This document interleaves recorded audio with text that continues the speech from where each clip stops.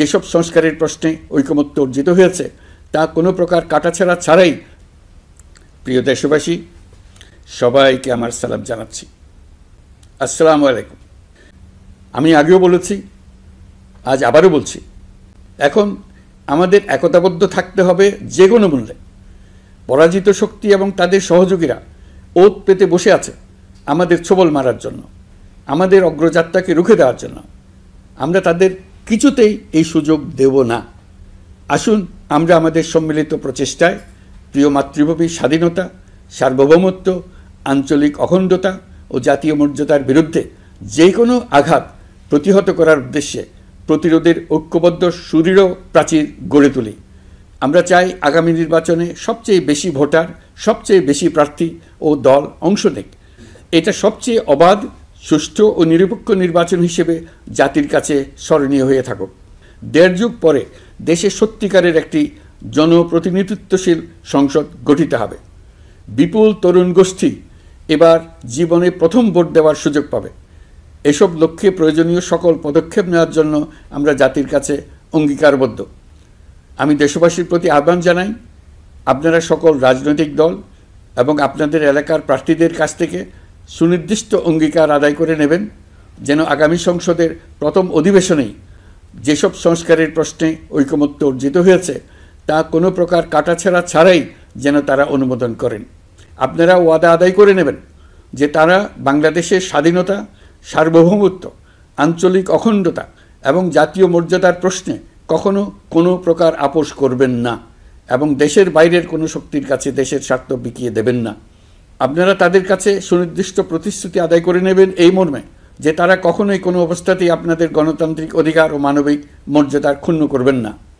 আপনারা তাদের কাছে অঙ্গীকার আদায় করে নেবেন যে তারা সম্পূর্ণ সততা ও স্বচ্ছতার সাথে দেশ পরিচালনা করবেন এবং সকল প্রকার দুর্নীতি, দলীয়করণ, টেন্ডারবাজি, সিন্ডিকেটবাজি, চাঁদাবাজি, সন্ত্রাসী কর্মকাণ্ড ইত্যাদি গণবিরোধী কাজ থেকে নিজেদেরকে সম্পূর্ণভাবে মুক্ত রাখবেন।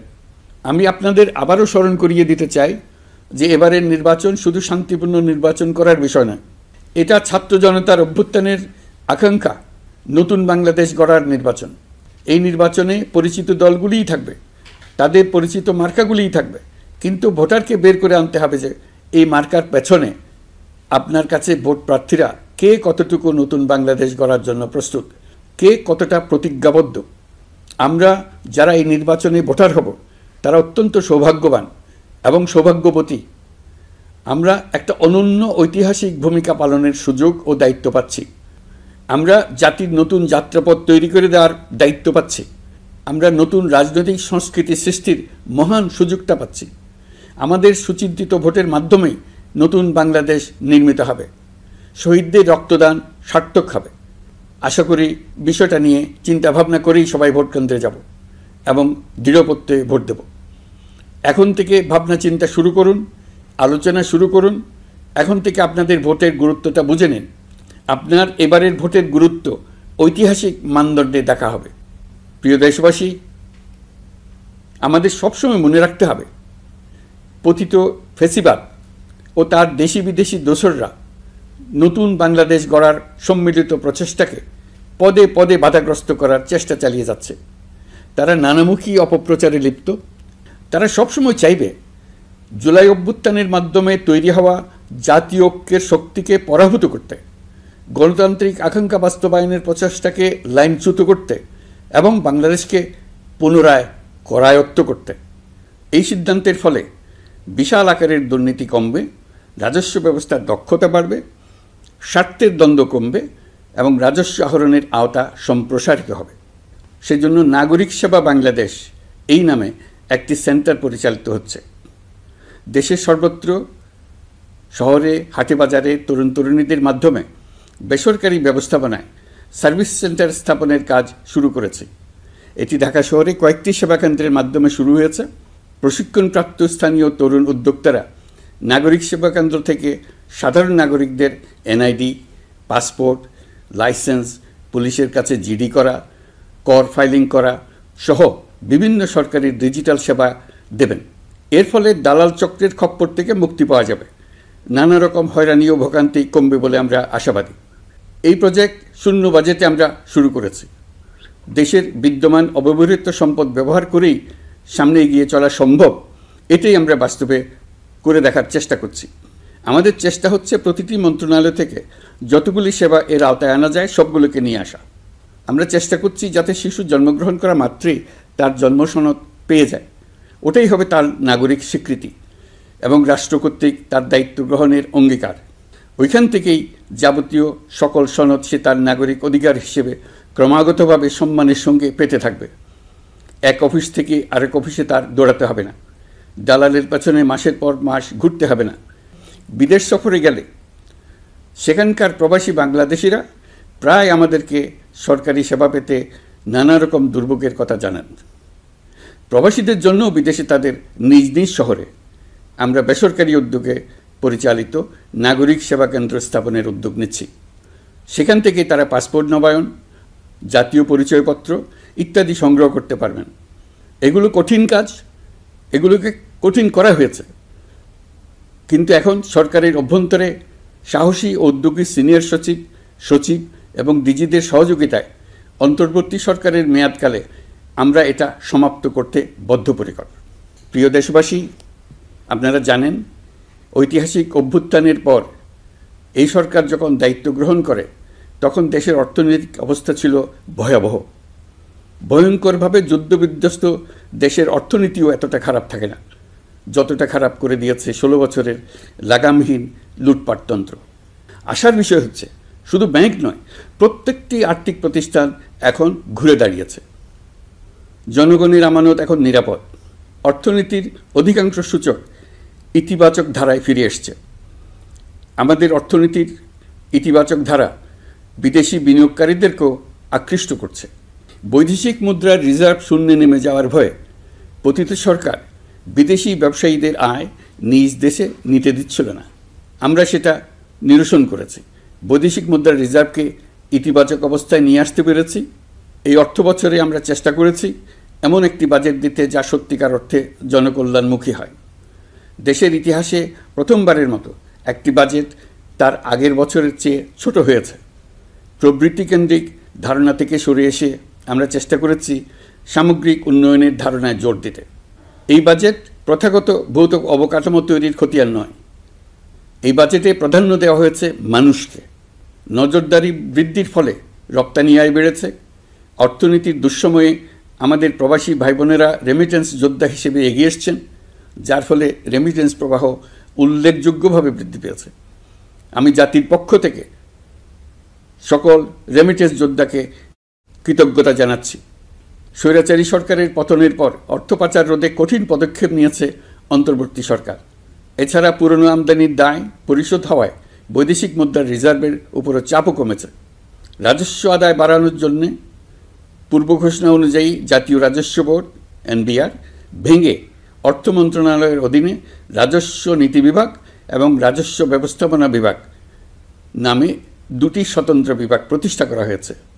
এটি একটি বড় কাঠামোগত সংস্কার। এই সিদ্ধান্তের ফলে বিশাল আকারের দুর্নীতি কমবে, রাজস্ব ব্যবস্থার দক্ষতা বাড়বে, স্বার্থের দ্বন্দ্ব কমবে এবং রাজস্ব আহরণের আওতা সম্প্রসারিত হবে। অর্থনীতি সহ বিগত মাসগুলোতে সরকারের প্রত্যেকটি মন্ত্রণালয় ছোট বড় বহু সংস্কারের উদ্যোগ নিয়েছে। মোট 54টি মন্ত্রণালয়ে 1000-এরও উপরে সংস্কার ও উন্নয়ন সংক্রান্ত পদক্ষেপ নেওয়া হয়েছে। এর পাশাপাশি আমরা যে সংস্কার কমিশন করেছিলাম তাদের সুপারিশের মধ্য থেকে আশু করণীয় সুপারিশগুলো দ্রুত বাস্তবায়নের জন্য মন্ত্রণালয়গুলো কাজ করে যাচ্ছে। মে মাস পর্যন্ত বিভিন্ন সংস্কার কমিশন থেকে প্রাপ্ত সুপারিশের ভিত্তিতে 54টি মন্ত্রণালয়ে 129টি সুপারিশ বাস্তবায়ন করা হয়েছে। এই সকল সংস্কার কাজের মধ্যে কয়েকটি চুম্বক অংশ আজ আপনাদের সামনে তুলে ধরতে চাই। আইন ও বিচার বিভাগ মোট 33টি গুরুত্বপূর্ণ সুপারিশ ইতিমধ্যে বাস্তবায়ন করেছে। এর মধ্যে উল্লেখযোগ্য হল ইন্টারন্যাশনাল ক্রাইমস ট্রাইব্যুনাল অ্যাক্ট 1973 সংশোধন ও পুনর্গঠন করে আইনটি আন্তর্জাতিক মানের সাথে সামঞ্জস্যপূর্ণ করা। বিচার বিভাগীয় সংস্কার কমিশনের প্রস্তাব অনুযায়ী সুপ্রিম কোর্ট বিচারক নিয়োগ অধ্যাদেশ 2025 প্রণয়ন ও জারি করা হয়েছে। এর অধীনে প্রথমবারের মতো বাংলাদেশের ইতিহাসে গণবিজ্ঞপ্তির মাধ্যমে সুপ্রিম কোর্টে বিচারক নিয়োগের সুযোগ তৈরি হয়েছে। দেওয়ানি কার্যবিধির সংশোধন করা হয়েছে। যার ফলে এখন বাদীকে আর দিনের পর দিন সশরীরে আদালতে যেতে হবে না। এক একটি দেওয়ানি মামলা নিষ্পত্তি হতে আগে যত সময় লাগত, এই সংশোধনীর ফলে সময়সীমা অর্ধেকে কমিয়ে আনা সম্ভব হবে বলে আমরা মনে করছি। দেশের 1000-এর বেশি অবকাঠামো এবং প্রতিষ্ঠানের নাম পলাতক প্রধানমন্ত্রীর বাবা, মা, ভাই, বোন, আত্মীয় স্বজনের নামে প্রতিষ্ঠিত করা হয়েছিল। তার মধ্যে ছিল সেনানিবাস, বিমানঘাঁটি, নৌবাহিনীর জাহাজ, মেগা সেতু, সড়ক, স্থাপনা, স্কুল, কলেজ, বিশ্ববিদ্যালয়, হাসপাতাল, গবেষণা কেন্দ্র, আরও বহু কিছু। এগুলোর সব নাম পরিবর্তন করা হয়েছে। নারী ও শিশু নির্যাতন দমন আইন সংশোধন করা হয়েছে। প্রবাসী ভাই বোনদের অনেক দিনের দাবির পরিপ্রেক্ষিতে পাওয়ার অফ অ্যাটর্নি বিধিমালা সংশোধন করা হয়েছে। এখন পুরনো পাসপোর্টে নো ভিসা রিকোয়ার্ড স্টিকার থাকলে কিংবা জন্মসনদ থাকলে বিদেশ থেকে পাওয়ার অফ অ্যাটর্নি সম্পাদন করতে পারবে। আগামী 2 মাসের মধ্যে আইনগত সহায়তা কার্যক্রম ব্যাপকভাবে বিস্তার করা হবে। বছরে এখন গড়ে 35,000 মামলা নিষ্পত্তি হয়। আমাদের লক্ষ্য এটিকে 2 লক্ষ মামলায় উন্নতি করা। মামলা দায়েরের 48 ঘন্টার মধ্যেই যাদের বিরুদ্ধে মামলার কোনো ভিত্তি নেই তাদের বাদ দেওয়ার ব্যবস্থা করা হচ্ছে। আমরা সর্বোচ্চ চেষ্টা করেছি দেশের মানুষকে লুটপাটতন্ত্র থেকে বের করে আনতে। আপনারা জানেন, বিগত 16 বছরে উন্নয়নের নামে মেগা প্রকল্প নিয়ে কী পরিমাণ লুটপাট হয়েছে। মেগা প্রকল্পগুলো যেন হয়ে উঠেছিল মেগা ডাকাতির প্রকল্প। আমরা দায়িত্ব গ্রহণের পরপরই বিভিন্ন উন্নয়ন প্রকল্প পুনরায় মূল্যায়ন করে দেখেছি যে প্রায় সব প্রকল্পেই ভৌতিক ব্যয় ধরা হয়েছে। শুধুমাত্র সড়ক পরিবহন ও মহাসড়ক বিভাগ, সেতু বিভাগ, রেল মন্ত্রণালয়, বিদ্যুৎ বিভাগ, জ্বালানি ও খনিজ সম্পদ বিভাগ, এই 5টি বিভাগে ব্যয় সংকোচ করা হয়েছে 46,308 কোটি টাকা। এই টাকা দিয়ে জ্বালানি খাতে সমস্ত বকেয়া মিটিয়ে দিয়ে বকেয়ার পরিমাণ শূন্যে নামিয়ে আনা হয়েছে। বৈদেশিক ঋণ পরিশোধ করে সব ধরনের ঋণের ফাঁদ থেকে বেরিয়ে আসা আমাদের অগ্রাধিকার। দেশে বিনিয়োগ বাড়ানো ও নতুন কর্মসংস্থান তৈরিতে আমাদের গুরুত্ব দিতেই হবে। তা না হলে এদেশকে আমরা যে স্থানে নিয়ে যেতে চাই সেখানে নিয়ে যাওয়া সম্ভব হবে না। বিনিয়োগ ও কর্মসংস্থানের ব্যাপারে রাজনৈতিক দল ও জনগণ আমাদের সর্বাত্মক সমর্থন করছেন। সকলের মধ্যে ব্যাপক আগ্রহ, কৌতূহল আমাদের অনুপ্রেরণা যোগাচ্ছে। সংশ্লিষ্টদের সঙ্গে আলোচনা করে বিনিয়োগ পরিবেশ উন্নত করতে 30টি মূল সংস্কার কাজকে অগ্রাধিকার দেওয়া হয়েছে এবং ইতিমধ্যে 18টি সুপারিশ বাস্তবায়ন করা হয়েছে। বিনিয়োগ বান্ধব পরিবেশ গড়ে তুলতে এবং দেশি বিদেশি শিল্প প্রতিষ্ঠানের মধ্যে সংযোগ সৃষ্টি করতে আমরা সর্বোচ্চ চেষ্টা করে যাচ্ছি। গত অক্টোবর হতে মার্চ পর্যন্ত নেট বিদেশি বিনিয়োগ এসছে মোট 756 মিলিয়ন মার্কিন ডলার, অর্থাৎ প্রায় 9,247 কোটি টাকা। বাংলাদেশ ইনভেস্টমেন্ট সামিট 2025-এ নির্দিষ্ট খাতভিত্তিক সেশনের মাধ্যমে ব্যবসায়ী চেম্বার, ব্যাংক ও বেসরকারি খাতের অন্যান্য অংশীদারদের মধ্যে আলোচনা হয়েছে। ইনভেস্টমেন্ট সামিটে বিদেশি বিনিয়োগকারীরা ও রাজনৈতিক দলগুলোর মধ্যেও আলোচনার জন্য আলাদা ব্যবস্থা রাখা হয়েছিল, যাতে করে পরবর্তীতে যে দলই ক্ষমতায় আসুক না কেন তারা যেন বিনিয়োগ বান্ধব বাংলাদেশ গড়তে নিজেদের প্রতিশ্রুতির কথা জানাতে পারেন। সম্প্রতি চীনের বাণিজ্যমন্ত্রী চীনের 100টি কোম্পানির প্রায় 150 বিনিয়োগকারী ও ব্যবসায়ী নিয়ে বাংলাদেশে এসছেন। আমরা আশা করছি খুব দ্রুতই বড় আকারের বিদেশি বিনিয়োগ দেখতে পাব। সম্প্রতি আমি চীন, কাতার, জাপান সহ কয়েকটি দেশ সফর করেছি। এসব সফরেও বিভিন্ন বৈঠকে বাংলাদেশের অর্থনৈতিক সম্ভাবনা অগ্রগতির কথা তুলে ধরেছে। দ্বিপাক্ষিক বাণিজ্য বিনিয়োগের বিষয়ে ফলপ্রসূ আলোচনা হয়েছে। আরও বেশি সংখ্যক বাংলাদেশি যাতে বিদেশে কর্মসংস্থানের সুযোগ পায় সে চেষ্টা করেছে।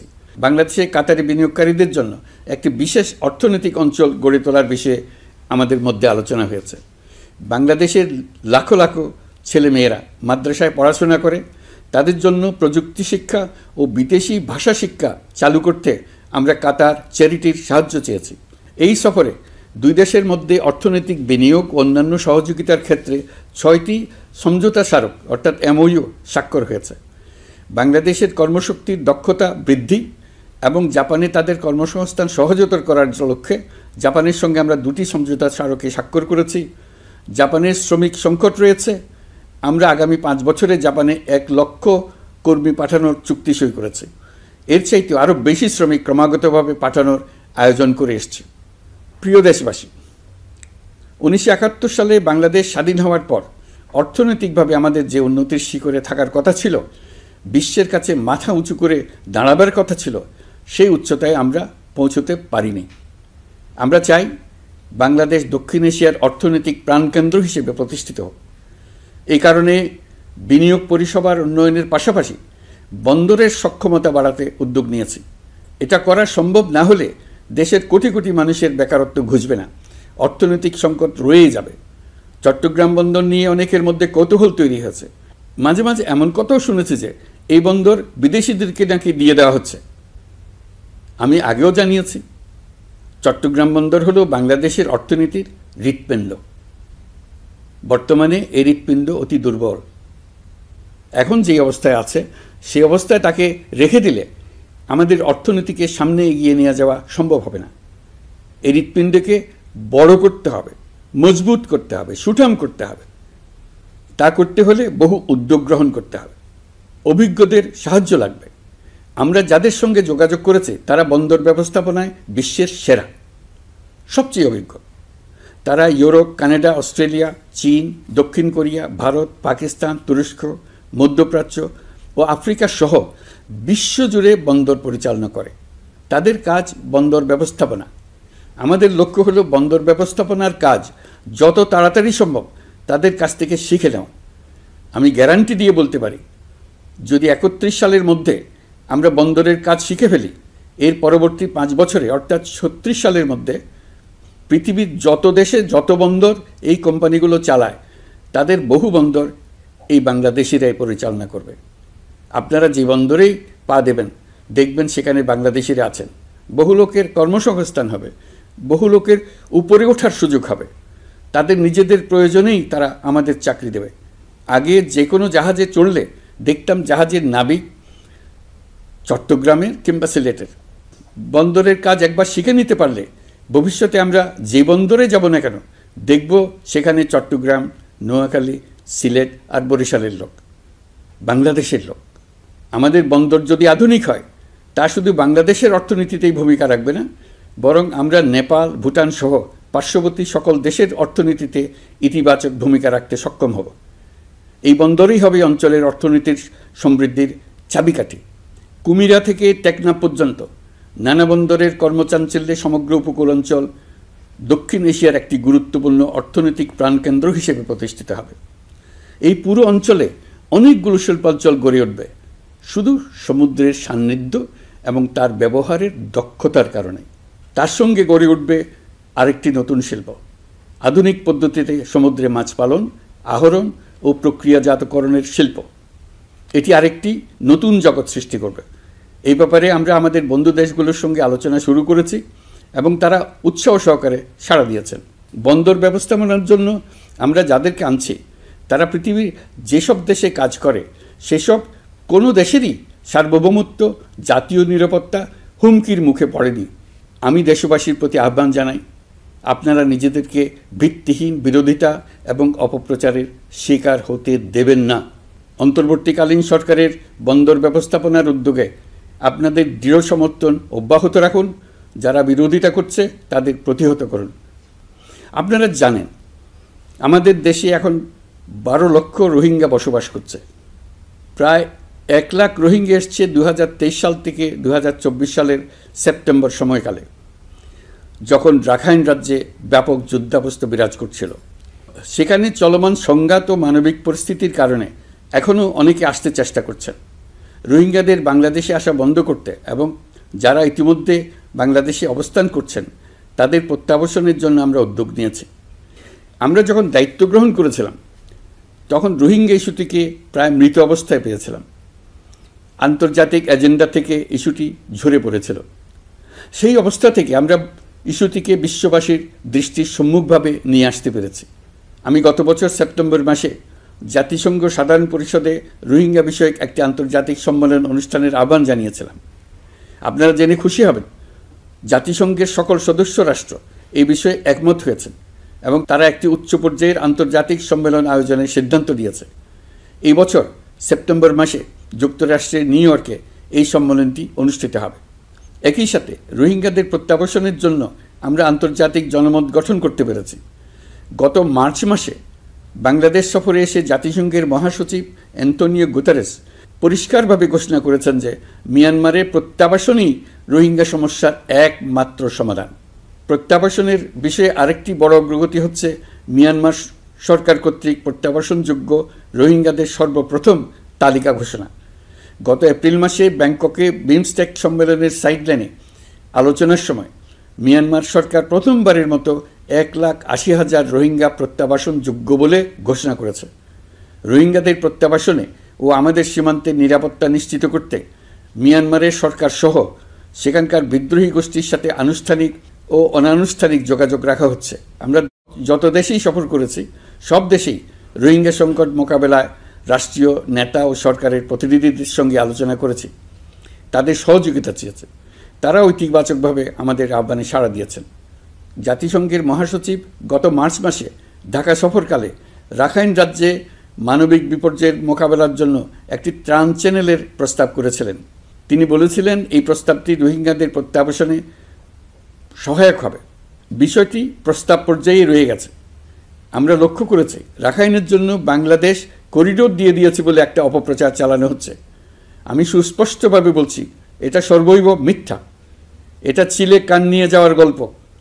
যারা অসত্য কল্পকাহিনী বানিয়ে বাংলাদেশের মানুষকে ক্রমাগত বিভ্রান্ত করে অশান্তি সৃষ্টিতে নিয়োজিত, এটা তাদেরই শিল্পকর্ম। আপনারা এ বিষয়ে হুঁশিয়ার থাকবেন, কোনোভাবেই বিভ্রান্ত হবেন না। এসব অপপ্রচার সত্ত্বেও আমরা লক্ষ্যচ্যুত হব না। এই জটিল সমস্যাটি সমাধানে আমাদের কাজ চালিয়ে যাব। প্রিয় দেশবাসী, আগামী মাসে জুলাই গণ অভ্যুত্থানের বছর পূর্ণ হবে। যাদের আত্মত্যাগের কারণে এই অভ্যুত্থান সম্ভব হলো, আমরা তাদেরকে এবং তাদের পরিবারকে প্রতি মুহূর্তে আমাদের দৃষ্টিতে রেখেছি। তাদের জন্য নানা কর্মসূচি আমরা বাস্তবায়ন করে চলেছি। এখন পর্যন্ত 834টি শহীদ পরিবারের মধ্যে 630টি শহীদ পরিবারকে 10 লক্ষ টাকা করে 63 কোটি টাকার সঞ্চয়পত্রের জন্য ব্যাংক চেক দেওয়া হয়েছে। অবশিষ্ট যারা আছেন তাদের ওয়ারিশ নির্ধারণ সংক্রান্ত বিষয়গুলি নিষ্পত্তি সাপেক্ষে সঞ্চয়পত্র দেওয়া হবে। এর পাশাপাশি গণ অভ্যুত্থানে আহত প্রায় 12,500 জনকে 106 কোটি টাকা দেওয়া হয়েছে। গণ অভ্যুত্থানে আহতদের মধ্যে সরকারি বেসরকারি বিভিন্ন হাসপাতালে এই পর্যন্ত 15,393 জন চিকিৎসা গ্রহণ করেছেন। স্বাস্থ্যসেবা বিভাগের মাধ্যমে 40 জন আর মুক্তিযুদ্ধ বিষয়ক মন্ত্রণালয়ের মাধ্যমে 11 জনকে উন্নত চিকিৎসার জন্য সিঙ্গাপুর, থাইল্যান্ড ও রাশিয়া পাঠানো হয়েছে। তাদের চিকিৎসা বাবদ এই পর্যন্ত সরকার 61 কোটি টাকা ব্যয় করেছে এবং এই ব্যয় অব্যাহত আছে। আরও 28 জন জুলাই যোদ্ধাকে উন্নত চিকিৎসার জন্য সিঙ্গাপুর, থাইল্যান্ড ও তুরস্কে পাঠানোর প্রক্রিয়া চলছে। এখন পর্যন্ত বিভিন্ন হাসপাতালে চিকিৎসাধীনদের যুক্তরাজ্য, যুক্তরাষ্ট্র, ফ্রান্স, সিঙ্গাপুর, থাইল্যান্ড, চীন, মালয়েশিয়া ও নেপাল থেকে 26 জন বিশেষজ্ঞ চিকিৎসক এসে বিনামূল্যে চিকিৎসা দিয়েছেন। এই চিকিৎসকবৃন্দ শুধু যাতায়াত খরচ গ্রহণ করেছেন, এর বেশি কিছু তারা গ্রহণ করতে চান নাই। আমরা তাদের প্রতি কৃতজ্ঞ। এই পর্যন্ত শহীদ পরিবারগুলোকে সঞ্চয়পত্র প্রদান, আহত ব্যক্তিদের চিকিৎসা ও চেক প্রদান বাবদ সরকার মোট 285 কোটি টাকা ব্যয় করেছে। প্রিয় দেশবাসী, আমি শুরু থেকেই বলেছি, পতিত স্বৈরাচার বাংলাদেশকে যেভাবে ধ্বংসস্তূপ বানিয়েছে, সেখান থেকে নতুন করে যাত্রা শুরু করতে হলে ন্যূনতম 3টি আবশ্যিক কাজ সম্পন্ন করতে হবে। প্রথমত, বিচার ও জবাবদিহিতা প্রতিষ্ঠার উদ্যোগ দৃশ্যমান করে তোলা। দ্বিতীয়ত, রাষ্ট্রের গণতান্ত্রিক পুনর্গঠন ও প্রাতিষ্ঠানিক কাঠামোর সংস্কার সাধনে প্রয়োজনীয় ঐক্যমত ও পথনকশা তৈরি করা। তৃতীয়ত, একটি অবাধ, সুষ্ঠু ও শান্তিপূর্ণ নির্বাচন আয়োজন করে ক্ষমতা হস্তান্তরের গণতান্ত্রিক প্রক্রিয়া সম্পন্ন করা। এই লক্ষ্যে ধ্বংসপ্রাপ্ত নির্বাচন ব্যবস্থাকে স্থায়ীভাবে সংস্কার করা। এই 3টি ম্যান্ডেট হচ্ছে দেশবাসীর সাথে আমাদের চুক্তি। 24-এর শহীদের রক্তে ভেজা এই চুক্তি আপনাদের সার্বিক সমর্থন, আস্থা ও সহযোগিতা নিয়ে এবং পতিত শক্তি ও তার দোসরদের সৃষ্ট সকল বাধা বিপত্তিকে পরাভূত করে আমরা সম্মিলিতভাবে বাস্তবায়ন করতে সক্ষম হব বলে আমার দৃঢ় বিশ্বাস। গত বছর জুলাই-আগস্ট মাসে সংঘটিত হত্যাযজ্ঞ সহ বিগত 16 বছরের গুম খুন নির্যাতনের সত্য উদ্ঘাটন এবং আর্থিক খাতের সীমাহীন দুর্নীতি, অনিয়ম ও অপরাধের বিচার প্রক্রিয়া আমরা শুরু করেছি। মানবতা বিরোধী অপরাধের বিচারের জন্য আন্তর্জাতিক অপরাধ ট্রাইব্যুনাল গঠনের পর প্রসিকিউশন টিম গঠন ও তদন্ত কর্মকর্তা নিয়োগের পাশাপাশি বিচারিক কার্যক্রম পরিচালনা প্রক্রিয়াধীন ছিল। যত দ্রুত সম্ভব বিচার কাজ শুরুর ব্যাপারে আমরা আশাবাদী ছিলাম। আপনারা জানেন, জুলাইয়ে সংঘটিত হত্যাযজ্ঞের বিচার ইতিমধ্যে শুরু হয়ে গেছে। বিচার কাজ যেন দ্রুত গতিতে সম্পন্ন হয়, সেজন্য সরকারের পক্ষ থেকে যত রকম সহযোগিতা প্রয়োজন আমরা তা দিচ্ছি। বিচারের জন্য আন্তর্জাতিক অপরাধ ট্রাইব্যুনালের এজলাস কক্ষ ডিজিটাল প্রযুক্তিতে সমৃদ্ধ করা হয়েছে।